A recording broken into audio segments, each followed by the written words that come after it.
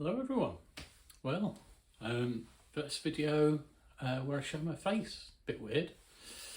New to YouTube, so this seems very strange. Sort of just videoing in your own garage. Got a weird sensation. But anyway, let's move on.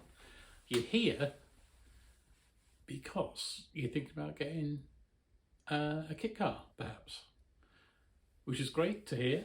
It is frankly amazing, the experience, but there are a few things you need to consider. First thing, can you fit in it? Obviously we're talking Westfields, Caterhams, cars of that sort of style. They come in different chassis sizes, so the Caterham can come in a narrow body size and a wide body size, which is the SV.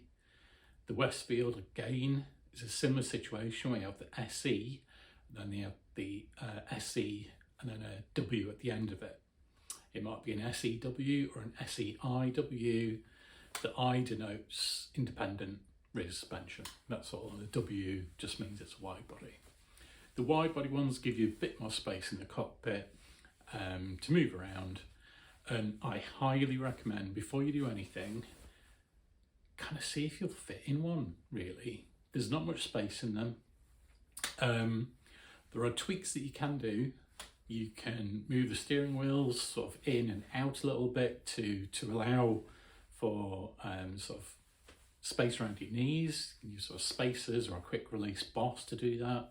You can move the pedal boxes a little bit. There are little tweaks. You can have slightly different seats, which give a little bit more sort of rooms. You can move further back a little bit, but there is a limit. I'm 6'3", about 17 stone, which is what, 107 kilos, something like that. And yeah, I wouldn't want to be much bigger for my car. My car is a Westfield Megablade. And the Westfield Megablade is based on the SEIW chassis. So it is a wide body, so it has more space in the cabin. And even at that, at 6'3", it's fine for short drives. You won't want to have a long drive in it, personally, I don't think. So the biggest thing really is just to see if you can fit in one. How are you going to do that? There are lots of owners groups for Westfields, Caterhams, GBS, Great British Sports Cars, DAX. Just try and go to one of their meets. Try and sort of just reach out to them. They've all been in a similar situation where they weren't sure what car they were going to buy, and they've probably done the same sort of thing. They want to be sure they can actually fit in it. Don't be fooled into the fact that your friend might have a Caterham or Westfield and he's 6'3" and he's fine. We're all made slightly differently. A 6'3" person could have quite a long torso and short legs, and vice versa. So it really is sort of individual to you. As I say, there are some little tweaks that you can do in terms of the steering wheel bosses, give you a bit more room around your knees. And seats as well, seat configuration, can give you a little bit more space, but there is a limit. And you'll get a bit of an idea by going into the cars. Some cars, particularly Caterhams, you don't see it so much on the Westfields, but on the Caterhams, quite a few have lowered floors. That gives you a little bit more room. That might be perfect for you. So if you're a larger build, sort of built like a big director or something, perhaps if you're going for a Caterham, you'd go for an SV chassis with a lowered floor. That would be probably the right way to sort of go for. But as I say, I fit in my Westfield Megablade fine, and I'm 6'3", as I say, around 17 stone, 107 kilograms. I'm short in the torso, but sort of long in the leg. I only do sort of shortish sort of drives, really, maybe up to like an hour or something like that, hour and a half. And, I split up the journey by, going for a coffee, something like that, having a stretch, and all is good, all is fine. So yeah, that's the first thing, just make sure you can fit in one. Okay. Next thing, there's an awful lot of different kit cars out there.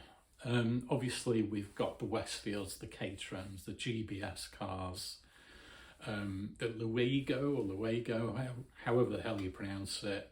You've got Daxers. There's a wide range. So I would say, if you've satisfied number one and you think you can fit in the particular kit car that you want to go for, do your research on the car. So like whether you, for example, want a car with a live axle, or whether you want it to have independent rear suspension, things like that. How important it is do you want it to be particularly light? Is performance the biggest factor for you? Or is it just the driving experience, being low to the ground, the looks of it? They vary so much. You could have like a cross-flow example, Westfield or Caterham, and then on the other sort of edge, you can have a completely mad supercharged V8 Caterham or something like that. You know, there is quite a scope in between in terms of the engines. So I went for a Westfield Megablade. For me, I always fancied a bike, but in the UK you need to do an additional test to get a bike. I'm a bit lazy, I couldn't be bothered. I've always enjoyed bikes. I like the engines, I'm quite an engine man. I like interesting engines, nice sounding engines, high compression, high revving. But you know, that's just me, that's what I quite like. And the idea of a super responsive engine that revs to 11,750 RPM in a little sort of Lotus 7 style car really appealed to me. The Westfield Megablade and the Westfield Mega Series are very, very light, and they cope with the bike engine power perfectly. If anything, this is out of my driving limits, as is a Westfield Megablade. I mean, you'd have to be really, really, really going some to be like, this really doesn't have enough power. You can make one of these dance around a track very, very well.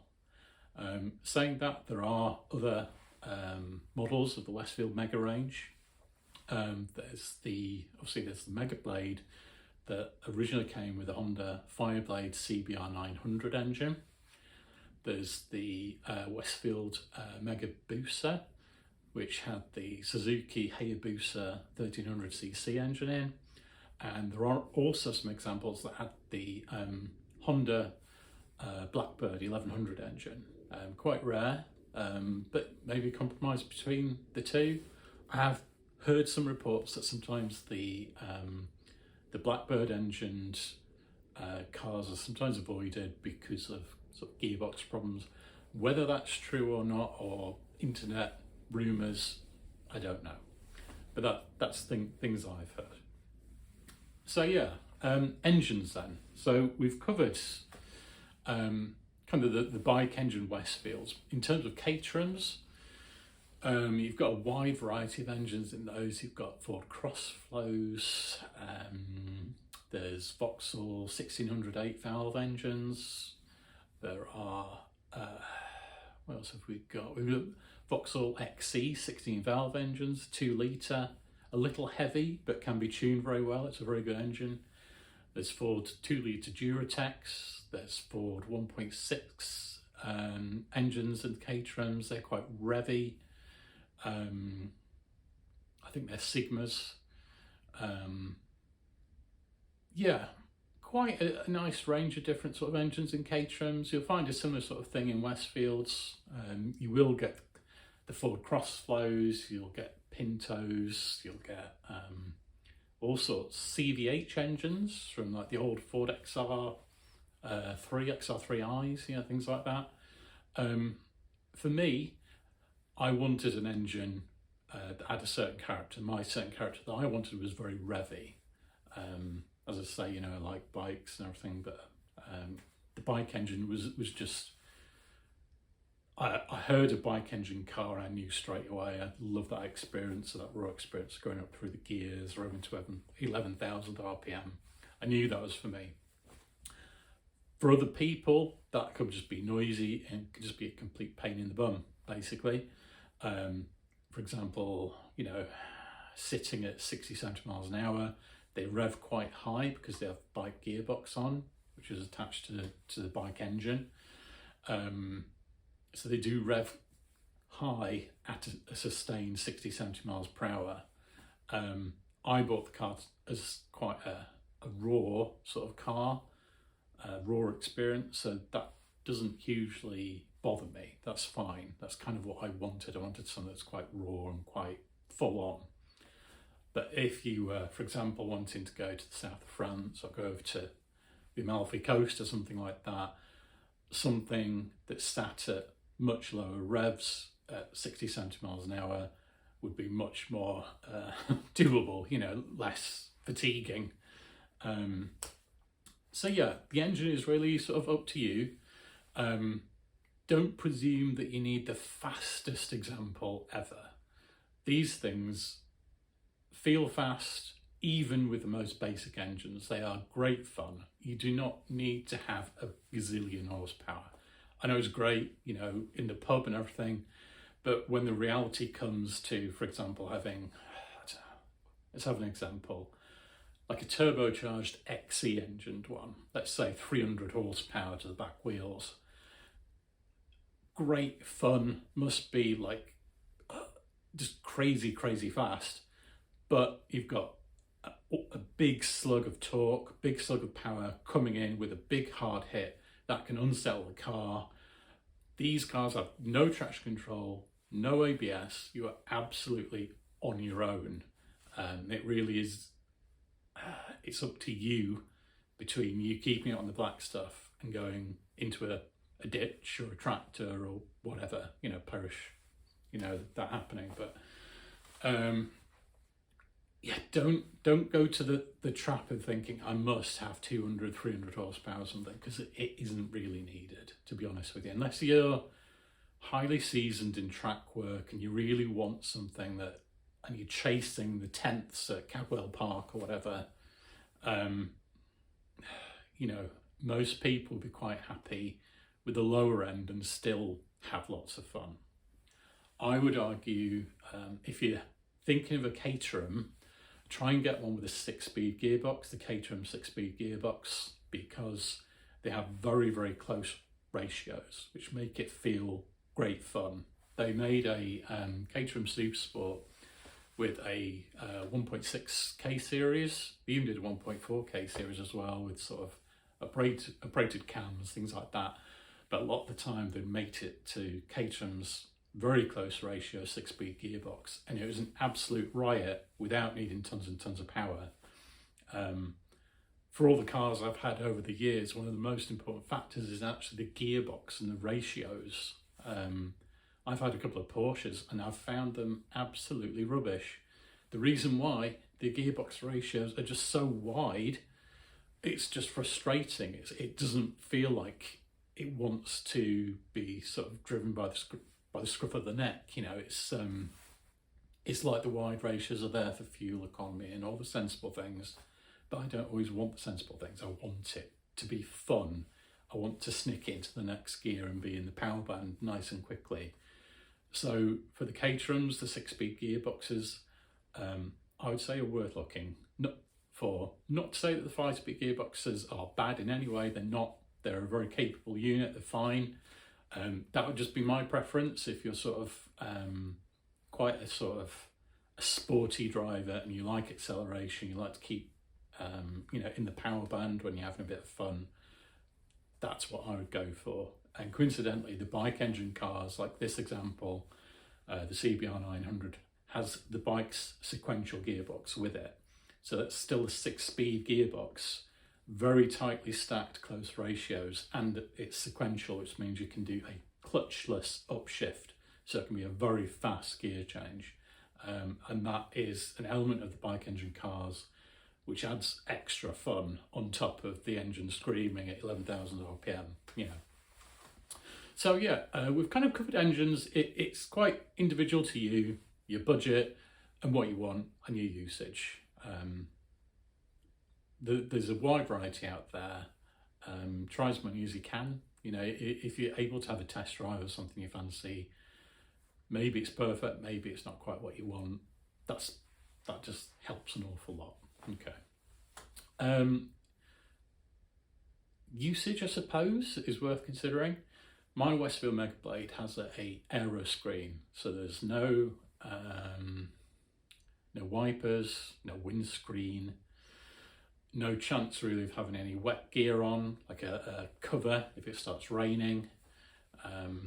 So its usage is limited in that it's sort of dry weather or very slightly sprinkly weather, you know, very light rain. Long trips as well, you worry about the weather, you're looking at the weather forecast. So there is a trade-off in usage of cars that don't have the full windscreen and the full weather gear, and that's something well worth considering. Depends if you want to get a car that's as light as possible. You know, the aeroscreen cars tend to be very light. If that's what you want, and it doesn't matter for you because you could be using it on the track and transporting it on a trailer, then that's absolutely fine. However, if you're planning on it being your main sort of bit of fun sports car, you're probably better off having one with a full windscreen and wet weather gear, so you can actually go to places. And if it does start raining, which apparently happens in the UK, you can put the top up, and you know you're not sitting in a pool of water, which isn't much fun. So I would consider the usage and what you want it for. Okay. Budget, I suppose. You can spend kind of whatever you want. You can get unfinished projects, cars that sort of haven't been put through the IVA for lowish sort of money. You know, the sort of, I would say, less respected brands in the kit car market would be cheaper. I don't really like saying that, but perhaps like the more entry level sort of stuff you might see that haven't been finished, you know, they need to be put through an IVA, or they need some wiring doing or something like that. You might see one of those for 2, 3, 4 grand. That's great. If you want the DIY side as well, and the feeling of sort of producing and making something yourself, and getting to know a car really well, I would highly recommend it. And coincidentally, I'm making this video in a very small garage. This garage is 5.3 meters long and 2.3 meters wide. I have had my Porsche 996 in here, but there was no space to do anything at all. I now have the Westfield in here, and I can do whatever maintenance I want. It's quite nice, you know, during the winter, having a bit of a project, putting the heater on and putting a bit of music on, having a beer or whatever, you know, doing the brakes or whatever. It's kind of nice. It's kind of like kind of therapy in a way, to be honest with you. It is enjoyable, you know, if you have a crappy day at work or something, going into the garage, doing a couple of bits. Even if you've got a small garage, a kit car will fit in a small garage, and you can still do maintenance and work on it yourself, which is a huge plus, I think. So yeah, you've got the bottom end, as I say, sort of the unfinished projects, cars that have been laid up, haven't been used for a while. You might see them on eBay. Then you've got the sort of the more mainstream Westfield Staxers, things like that, maybe 10 to 15 grand. And I have seen some Caterham starting from sort of 9, 10 grand as well. They tend to be a little bit more expensive. I had considered getting a Caterham before getting my Westfield Mega Blade, but the spec that I wanted and the car that I wanted, with throttle bodies and a 6-speed gearbox, was basically looking at like £40,000, and I got my Westfield Mega Blade for around £10,000. So that allows me a lot of money to buy other cars. I've just bought a silly 6-litre V8 car, which I'll be introducing in the channel a little bit later on.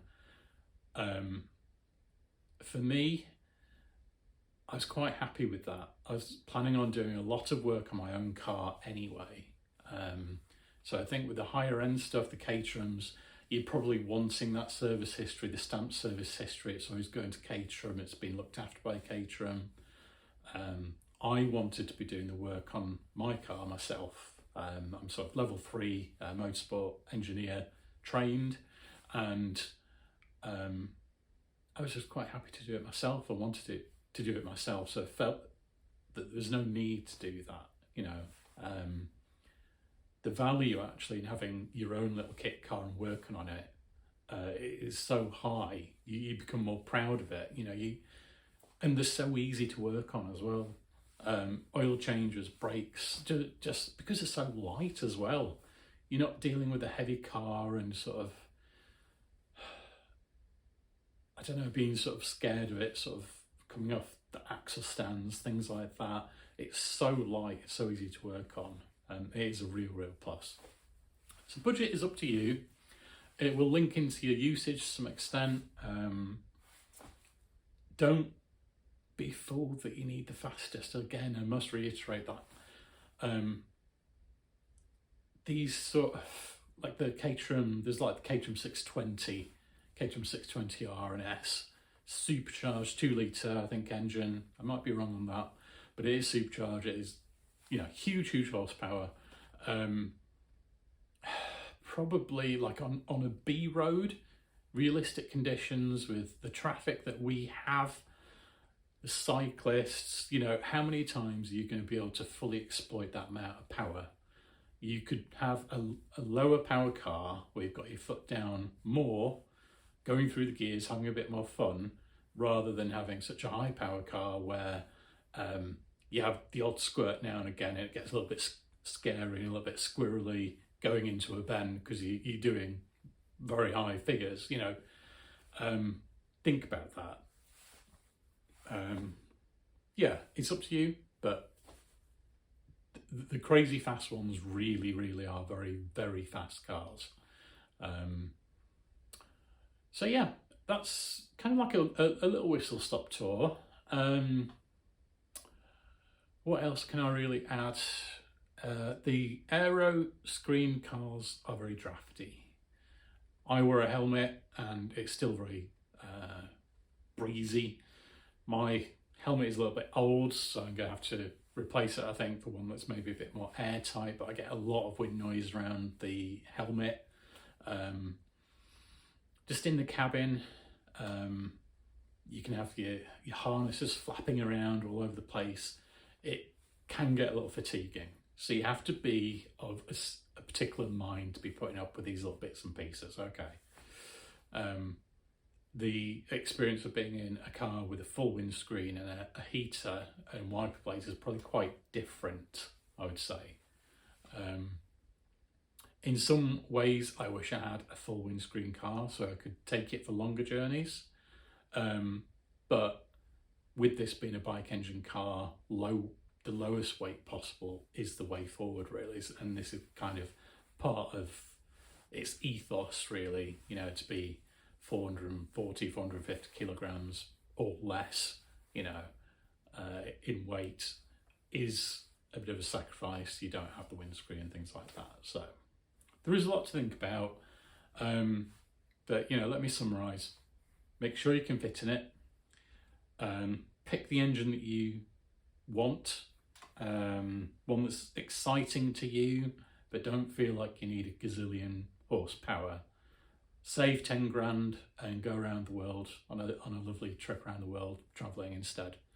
You're not going to feel that much different. You know, one scenario would have you in a car that had, I don't know, 170, 180 horsepower and a great experience in a Caterham, and you've been around the world the next year, traveling, seeing all these sites. The other one has you in a 260, 270 horsepower car, and you don't have those memories. It's how you use that money. You know, I'm all about value, to be honest, and I would probably go for the travelling and the car experience. You know, maybe you're a second or 2 seconds slower on a lap, but you've got a few more quid in your pocket or in your bank account that you can use something else, your house or kids, whatever it sort of is important to you. That's pretty much it, really. I'm going to do more detailed guides on Westfields and Caterhams in the future. This was just like a whistle-stop tour of things that you need to consider. I hope it's been okay. This is the first sort of time I've done, you know, sort of in front of the camera video. My other videos so far have been sort of pointing the camera at the car and not being sort of on the screen. So I hope it's not too bad. Let me know if there's things, you know, you'd like to see, some improvements. You know, I'm totally open, and you know, we'll make the quality a little bit better if I can do. And if you can consider liking and subscribing to try and grow the channel, it would be massively, massively appreciated. Okay, hope you have a lovely morning, afternoon, day or evening. Cheers.